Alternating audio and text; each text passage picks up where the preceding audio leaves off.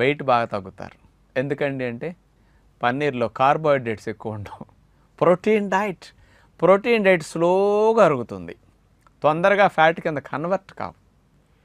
ఇది ఒక టెక్నిక్, అది కరెక్టే. కాకపోతే మీరు పన్నీర్ ద్వారా వచ్చినది హాని అనేది మీకు జరగకుండా మనం అంత ఖర్చు పెట్టి రెగ్యులర్గా తినలేం కదా. అందుకని వారంలో ఒకసారన్నా మీకు ఎప్పుడన్నా తినాలనిపిస్తే 2 సార్లన్నా పన్నీర్ కర్రీ చేసుకోండి.